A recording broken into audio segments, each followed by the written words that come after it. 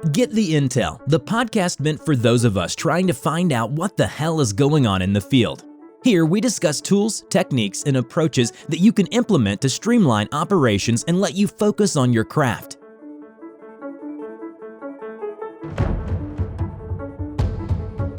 Hello, Chad Gill here. I'm the host of the Get the Intel podcast, where I talk with leaders in contracting, management, and really anyone helping us do business better.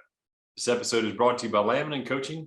Laminin is a business coaching with focus on contractors in and around construction. We recruit and onboard remote personnel and not only help with proposing solutions and methods, but we implement them in your business as well.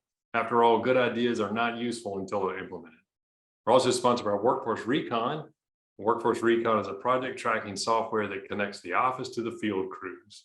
It includes time and asset tracking, messaging, job documentation, and scheduling all in one place. So if you're tired of finding out what happened days later, check us out at workforcerecon.com. See your operations in real time. So joining me today is Fahteema Parrish, who is an exceptional individual who embodies the spirit of entrepreneurship and leadership. As the founder and president of Parrish & Sons Construction Company, she has charted an inspiring journey of success and growth. Fahteema takes great pride in overseeing a first-generation, 100% minority-owned, family-operated general contractor company specializing in excavation and grading since its inception in 2015. She talks about green future, women in construction, and leadership development. So Fahteema, thank you so much for joining me. You are very welcome. Thank you again for having me, Chad.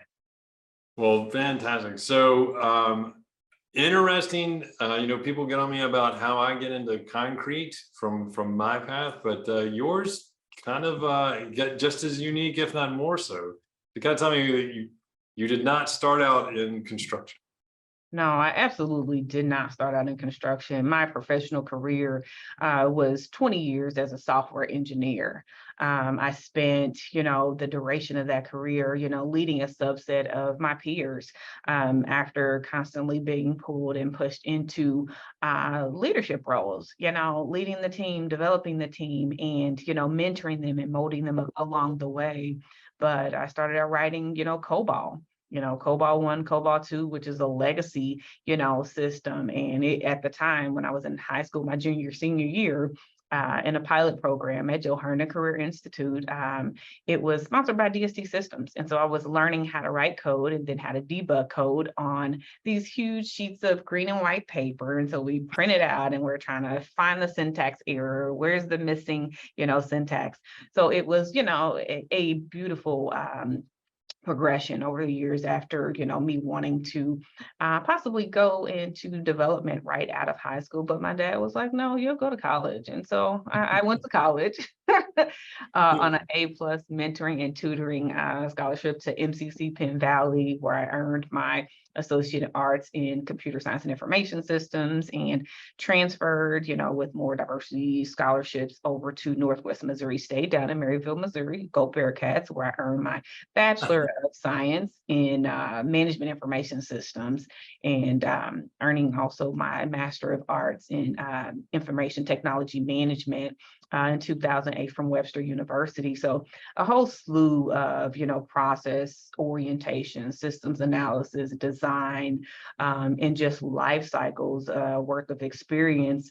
I often, would invest in, other hobbies that I had, because I grew up in a small business home. My dad and mom owned and operate their own HVAC company, and he would take me on calls with him as a young girl. And so I know my way around a toolbox, carry a drop light and passing, tools. And then he also did structural, electrical, and mechanical property inspections. And so I had the joy of doing all the paperwork because my handwriting was good. And so I understood what it meant to make sure that a structure is mechanically sound or electrically sound, or the structural, mechanical, and electrically sound. And so I understood, looking at a foundation, when there was, signs of, cracks or water being, held within a certain level on the floor, it meant that, water was coming in and there was a crack in the foundation. So it was not structurally sound. So we would advise the home buyer, of this. And so it was our due diligence and our duty to, the customer, and then, to society. And I would watch him also, teach just the average person from in front of a Home Depot that was looking for, just change to get by for the day. He would teach them and take them along and teach them basically how to fish, learning about, providing a service, to our different residents and, neighbors and folks from the community, and churches. And so it was, just that seeing all of that growing up and being a part of it is what, allowed me to naturally gravitate to the different businesses that I have, tried and fell forward from over the past years. And just so happens, Parrish & Sons Construction was the one that was most successful with my life partner and middle school sweetheart. It just made a whole lot of sense. Man, that is fantastic. And you take all of those degrees that you rattled off so quick, and then you put a CDL behind that, and there's just really no more possible surprises that can come out of you. Right. Unless there's a girl. Like we Yeah, have exactly. 4 sons. Because you have how many sons? 4 sons. 4 sons. Golly day. Do you have anything in your house that doesn't have a dent or a scratch in it? Right. Non-existent. I was like, I don't have a square to own myself. Absolutely. No, that's fantastic. So how do you go from technology, like deep technology, into general contracting, construction? And I mean, not even like you went into, hey, we're going to put in security systems or anything. You're like, what we should do? We should dig really deep with really big things. Yes. So the actual, Cliff Notes version was reconnecting with my husband, who had been my friend since middle school. He was my cousin's best friend. And so we would often reconnect throughout different, life events. So when my cousin passed away, and then when my younger brother passed away due to medical malpractice, and it was just such a huge, presence that he would have when we would reconnect. And even when I'd be working on my motorcycle or working on my vehicle and I can't get spark plug number 3 out, hey, he was available just to show me, hey, when you're on this side of the engine, lefty loosey is this way, and not still cranking the wrong way, tightening it up and possibly causing a crack in my engine. So he was that guy. Seems like a very detailed example. Like it may have been true. Yes, absolutely. It was a lot of hours that were put into me trying to do a tune-up. That's right.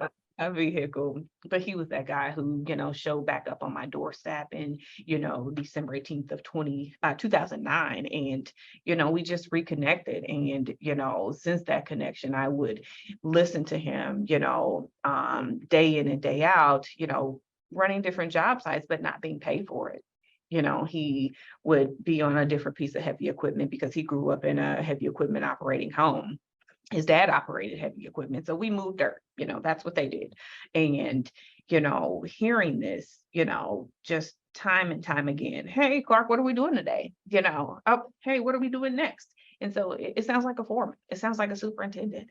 And, the solution oriented me, the entrepreneurial me was always like, well, sounds like a problem. And it sounds like we could provide this. And, what about starting a legacy business? Because my dad, has the HVAC company. And while that was great for me to go on and learn with him over the years, but who is that person that would be a part of carrying this forward with me? And that was my husband. And the fact that we had sons already and then 2 more that were a part of the marriage, it was like, what does our legacy business look like? And it was Parrish & Sons Construction that was birthed in January 28th of 2015. And I did a lot of, restructuring and planning and bootstrapping when it comes to figuring out what my first piece of, heavy equipment would be, which is a skid steer, one of the most versatile pieces of equipment. So many different attachments. You see it on every single job site.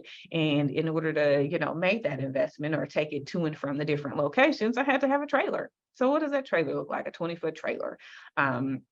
So equipment acquisition, and then, in order to, level out a site to move the product, which is, dirt or could be aggregate or different types of rock, we need a dump truck. And so that's where my first single axle dump truck, I still have her to this day.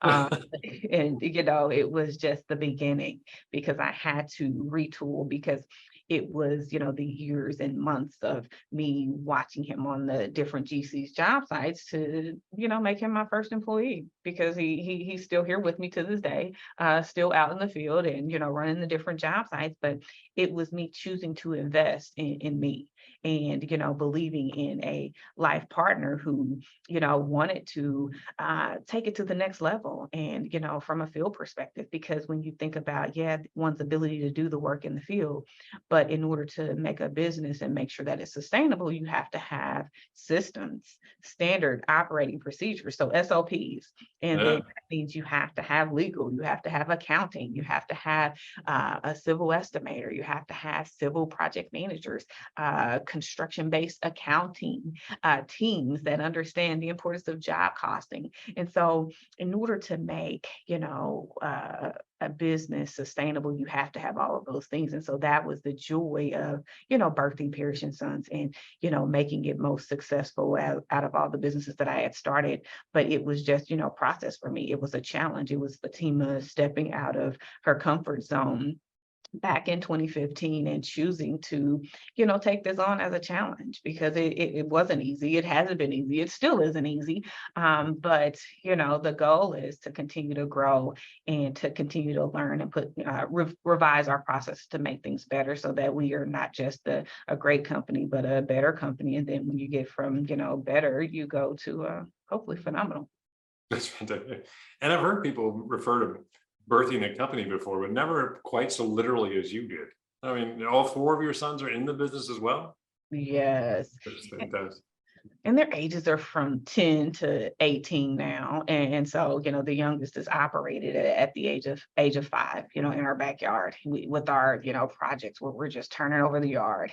And next thing you know, we're turning it over again. Oh, we're building a wall. And then it's like, oh, how cool is, what the brick masons do when you don't realize the labor intensiveness that's required to build that wall just to hold the change in grade and these changes in the elevation are supported by these nicely decorated modular block walls and lots of nicely decorative rock. And, just the true respect for the understanding of what earth moving is and how we make it look pretty. And we don't understand why that, rock bed is there or why that mulch bed is there is because it's, keeping back the change in the elevation. Otherwise, you're going to deal with erosion. It's all these things that go into it. And it's like, oh, science. Yeah, that's another, career path for, one of my sons. I was like, construction is endless. You get a flavor of pretty much all professions, all wrapped up in one. Yeah, anything you want. And you end up finding it. And so I want to ask, like, what did you take? I find that a lot of times I take something from another industry, I just change the label. It's the exact same thing, and I stick it in construction and it works. So did you find that a lot, that where I know you're process minded and stuff like that, but when you come across where you're like, oh my gosh, this is how we did this with software. Why don't you do this here? Trello. Yeah, so I used to use it for, my teams that I would manage. And so when you think about 24/7 support, and so we would use Trello, which is, probably the paid version, which would become Jira. And I'm not sure, I think Atlassian is now the owner of the paid version of it. And so we would use it to manage tasks. And so I use it to manage tasks. I use it to manage departments and, my professional services team, they all have their own boards from a project management standpoint, from a life cycle management standpoint, from a bidding standpoint. So they all have their own boards. And within these boards, you have, daily, weekly, monthly checklists, and there's these cards that you get to upload, and you get to upload pictures, and then you get to do add. And so it's really a really interactive application that's free. And we've been using the free version of it, and it's been amazing. I don't buy any of the plugins because I like free. And Exactly. it works. Freeze for me. Yes, it has an awesome mobile app present. It works great from the desktop. And, again, hands down, that is a software that I've used from information, from the IT world and brought it over into, the management of the organization, the management of the team. When you think about the different layers of, managing any task, despite the department, despite the organization or the industry. What is the biggest challenge you're running into now? It's no longer not a COVID thing, not a no recent pandemics or stuff like that. Like, what is the thing that's on your forefront now that you just keep bumping up against? Workforce development. We have a lot of the baby boomers that have retired, and we are trying to attract, creatively to, recruit for the next generation of operating engineers, for the next generation of, just the skilled trades, or just, even from a professional services side, the folks that, want to come into the office and actually be a part of building a team and collaborating, to believe in a vision and grow an organization. But workforce is huge. What do you find like what are you doing to kind of combat that? Like, how are you tackling that problem? I have an HR manager now, so That's good. Nothing better than delegation. yes. If I have a problem, I'm going to hand it to someone. That is the joy. She's in place with years and years of experience to, help us, come up with the more creative ways based on, her years of experience, and, attending the job fairs, attending the career fairs, attending, the other non-common. I guess we have virtual career fairs, which was kind of, new to me since COVID. I think I probably attended a couple during COVID or just after COVID, but the virtual career fair, recruiting through our online platforms now more so than ever before, versus, a full employment council or a strategic workforce development organization. We have organizations like Cornerstone of Care, a Build Tribe, Higher Aspirations. And so these are all organizations within the Kansas City community that, are helping teach soft skills. And, even with the other GCs, they're doing 4-week acceleration programs where they're bringing in, interested candidates and give them the opportunity to go through an accelerated soft skills training class before they get to becoming an apprentice with one of the local unions. Yeah, we had a guest on, and he said that he thinks one of the most valuable things a company is going to have is a training program. He said, you're going to have to be, you're going to rotate through people faster, because you have to develop them quicker to get them into the next place you need them. And you have to have a way to replace them, not because they're leaving, sometimes they do, but because you need to get them up to the next level because you're growing. So yeah, he was saying their training program is something that they feel like is their greatest asset, and key to their future. So I think that's kind of what you're pointing at too. Absolutely. How soon we can get somebody field ready is critical.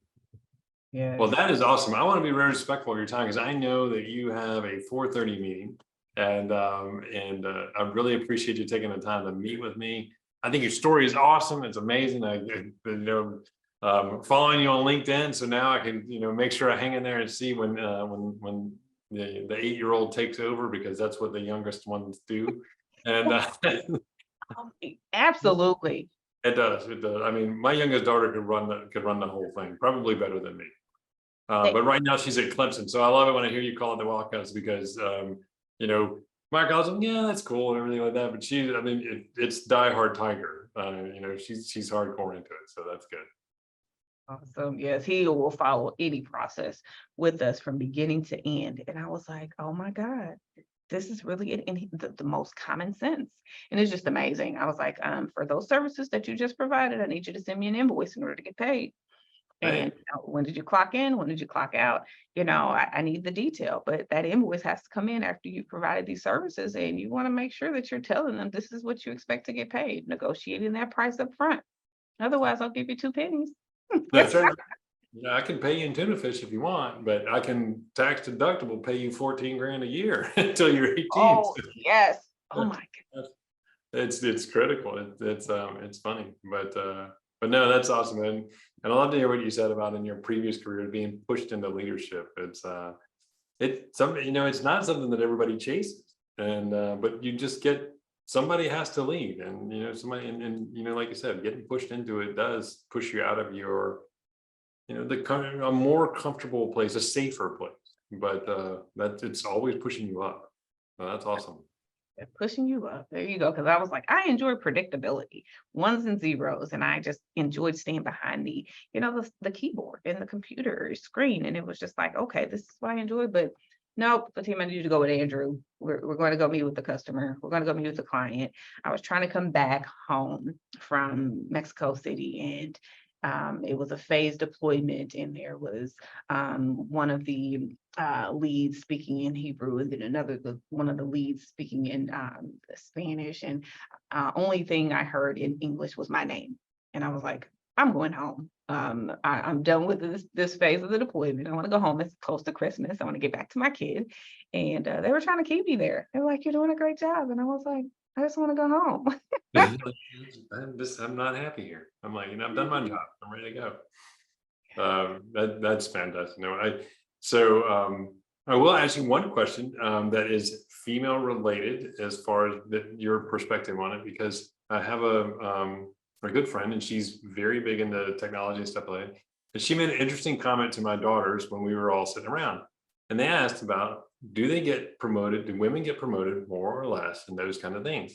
So my daughter was like, hey, obviously my daughters who are not in jobs were like, absolutely, we do not get promoted as much. So I was like, they had their, but she made a good comment. She said, men, if they think they're 75% ready for a job, they will pursue that job.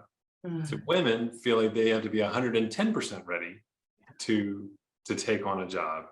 And that tends to be what she feels like would hold back her team. So she runs a team of women, and she pushes them. And that was her comment that you said. She pushes them into leadership and makes them take jobs at their discomfort level, which is probably 95% ready for the job, but they're phenomenal. And I was wondering if you ever thought of it that way, and it's the first time I heard somebody say that. But for my daughters, that was great, because I was like, you got to go ask, you got to go take it. So it's very true. And I have never thought of it like that, because, again, a lot of my, colleagues were male, and I had to go in, and when I'm negotiating my next salary, or my next contract, it was with that confidence. I had to go in with confidence, and I'm like, here's my degrees, here's my certifications, here's my portfolio, all the past projects that I've completed, all the databases, the database designs that I've been a part of, and all the successful implementations. And here were the lessons learned from each of those. And I had to go in with that mindset in order to negotiate confidently. So, wow, I've never looked at it to answer the question like that. No. I thought about it, and so now, of course, being the dad, I echo that to my kids, my daughters constantly. I'm like, the only thing, not that there aren't lots of other pressures, and there certainly are bigots and hypocrites, and there are chauvinists, but go get it, and so I just thought it was a really interesting way that she said it. So she said, I protect my girls, and she goes, and you should tell your girls too. And I was like, okay.